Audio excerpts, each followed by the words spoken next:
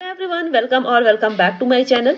अगर आप चैनल पे नए हैं तो चैनल को सब्सक्राइब कर दीजिएगा, वीडियो को लाइक कर दीजिएगा, शेयर कर दीजिएगा अगर आपको पसंद आती है और आपके लिए बेनिफिशियल है। तो बहुत सारे लोगों की क्वेरी आ रही थी कि मैम हम आपको रिसर्च प्रपोजल भेज दें और आप देख लीजिए कि सही है या गलत है। साथ ही कुछ लोगों को रिसर्च मैथडोलॉजी में समझ में नहीं आ रहा था कि किस तरीके से लिखेंगे। तो हम आज बात करने वाले हैं उस टॉपिक पे, ये टॉपिक पे बात करेंगे कि कैसे कैसे रिसर्च प्रपोजल लिखना है। और आज हम बात करने वाले हैं बेसिकली मैथडोलॉजी पे कि मैथडोलॉजी आपकी कैसी होनी चाहिए। ठीक है, मैथडोलॉजी में क्या क्या लिखना है आपको और किस तरीके से लिखना है। बहुत सारे लोगों को ये कंफ्यूजन है, कुछ लोग तो मैथडोलॉजी होती क्या है ये लिख रहे हैं। ठीक है, लेकिन वहां पे मैथडोलॉजी क्या है, होती क्या है, ये आपको नहीं लिखना है। आपकी खुद की मैथडोलॉजी क्या है, आप रिसर्च करने जा रहे हैं, ये आपको वहां पे लिखना है।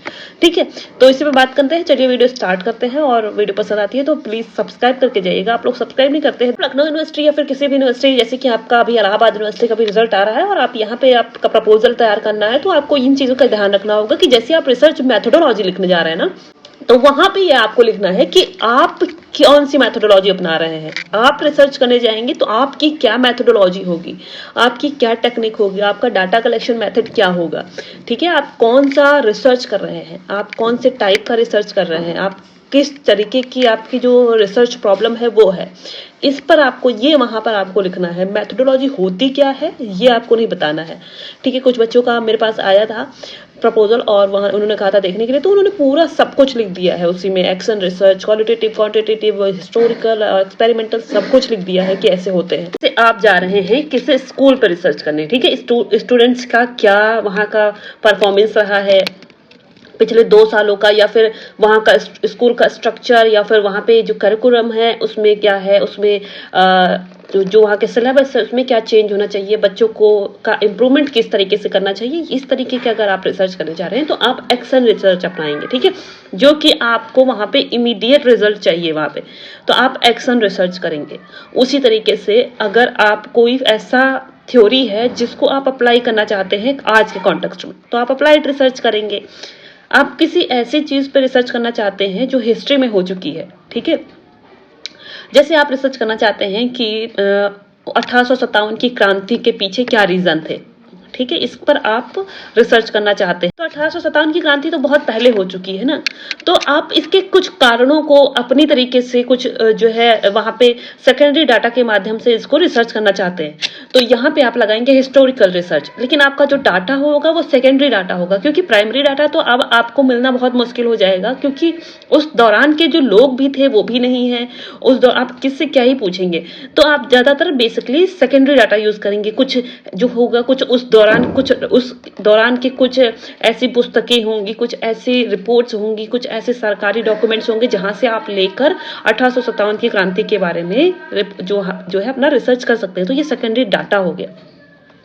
तो यहाँ पे आप इन सारी चीजों को अपनी मेथडोलॉजी में लिखेंगे। अब यहाँ पे आप लिखेंगे कि आपका जो टाइप है, वो अप्रोच है, वो कैसा है। आप गुणात्मक कर रहे हैं या फिर जो है गणनात्मक कर रहे हैं, यानी क्वालिटेटिव रिसर्च है या क्वांटिटेटिव रिसर्च है, किस तरीके का है आपका जो रिसर्च होगा। उसमें कुछ जो है क्वांटिटीज या कुछ मात्रात्मक या कुछ जो है वेरिएबल्स का यूज होगा, या फिर आप जाकर लोगों के पर्सपेक्टिव जानेंगे, उनके जो है उनके सोचने, उनका जो सब्जेक्टिव नॉलेज है लोगों से वो लेंगे। ठीक है, तो ये अगर आप जाके आपकी जो आपका जो रिसर्च है अगर उसमें वेरिएबल्स का यूज होता है तो आप वहां पे आपका क्वांटिटेटिव रिसर्च हो जाएगा।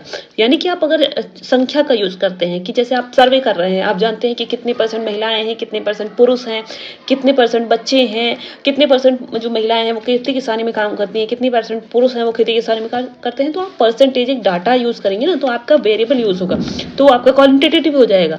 उसी तरीके से अगर आप किसी के व्यूज जानते हैं, किसी के पर्सपेक्टिव जानते हैं, किसी का जो है थॉट प्रोसेस नॉलेज, किसी के एस्पेक्ट्स जानते हैं, तो वहां पे आपका क्वालिटेटिव रिसर्च हो जाएगा, गुणात्मक रिसर्च हो जाएगा।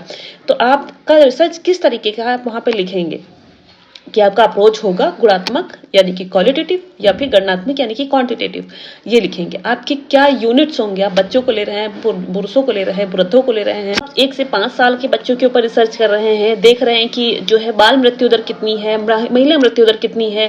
ठीक है, तो ये इन सब पे कर रहे हैं, तो आप वहां पे देखेंगे कि 1 से 5 साल के बच्चे जो है आपके यूनिट्स हो जाएंगे। ठीक है, आपकी महिलाएं यूनिट्स हो जाएंगी, आपके वहां पे जो प्रेग्नेंट वुमेन्स हो जाएंगी वो हो जाएंगी। तो आपका रिसर्च रिसर्च जिस तरीके का है आप अपना जो यूनिट है उसी तरीके से लेंगे, और इसको आप कहाँ पे लिखेंगे, आप मेथोडोलॉजी में लिखेंगे, यूनिट डालेंगे और उसके नीचे लिखेंगे 1 से 5 साल तक के बच्चे, ठीक है, या फिर आप 5 से 10 साल के बच्चे, और प्रेग्नेंट वुमेन, वृद्ध महिलाएं, ठीक है, वृद्ध पुरुष या फिर 15 से 25 साल तक के जो बच्चे हैं, लड़के, जैसा भी आपका रिसर्च है, आप जिसको भी अपने सैम्पलिंग में यूज करेंगे, सैंपल में यूज करेंगे, उसको वहां पे लिखेंगे, ठीक है। उसके बाद आपका सैंपल कैसा होगा, आप रैंडम सैम्पलिंग यूज कर रहे हैं, रैंडम सैम्पलिंग में भी स्ट्रेटिफाइड है, क्लस्टर है, सिंपल रैंडम है, उसको आप डालेंगे, आप लिखेंगे सैंपल, ठीक है। उसके बाद लिखेंगे सिंपल रैंडम सैम्पलिंग या फिर क्लस्टर सैम्पलिंग, जो भी है। सिंपल रैंडम में आप सिंपल ही लिख सकते हैं कि सिंपल रैंडम सैम्पलिंग, बाद में आप जैसा जाएं तो आप वहाँ पे उसके अंदर भी कई सारे आते हैं ना, तो उसको यूज़ कर सकते हैं। तो आप सैम्पलिंग लिखेंगे, फिर उसको आपको मालूम होना चाहिए कि मैं कैसे जाऊँगा, कितने लोगों को सिलेक्ट करूँगा, ठीक है। और उसके बाद आपको लिखना है, जैसे आप कर रहे हैं तो आपका रिसर्च मान लीजिए हिस्टोरिकल है तो हिस्टोरिकल लिखिए, एक्सपेरिमेंटल है तो एक्सपेरिमेंटल लिखिए, जैसा भी आपका एनालिटिकल है, एक्शन रिसर्च है, जैसा भी है आप वहाँ पे लिखेंगे। और ये सारी चीज़ें मेथोडोलॉजी में है, जो आप करने वाले हैं वो लिखेंगे, जो होता है वो नहीं लिखना है, वो तो सबको मालूम है।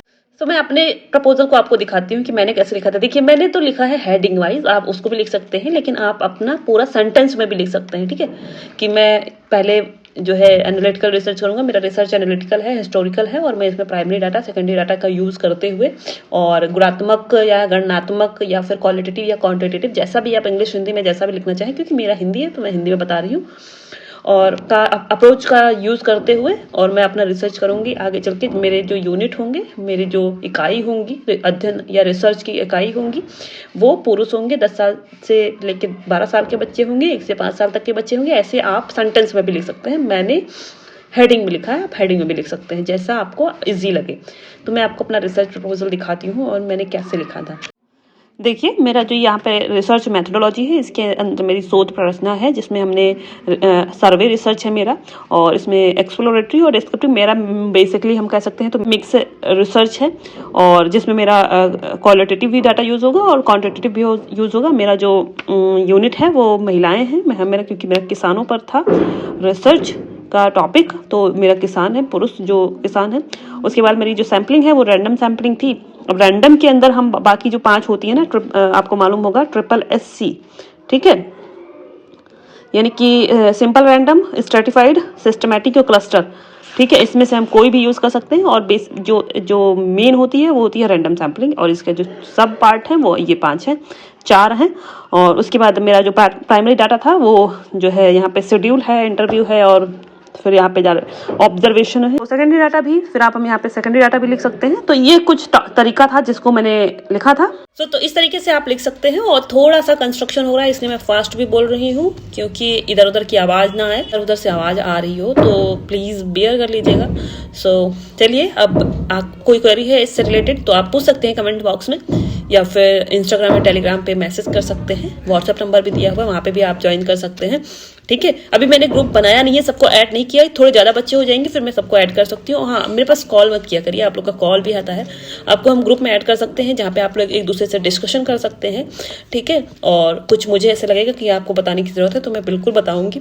आप अपना प्रपोजल भी भेज सकते हैं, मैं भी उसका रिप्लाई भी कर दूँगी। तो चलिए, नेक्स्ट वीडियो में मिलते हैं, लिटरेचर रिव्यू या हाइपोथेसिस, उसको देखेंगे, ठीक है। तब तक के लिए थैंक यू।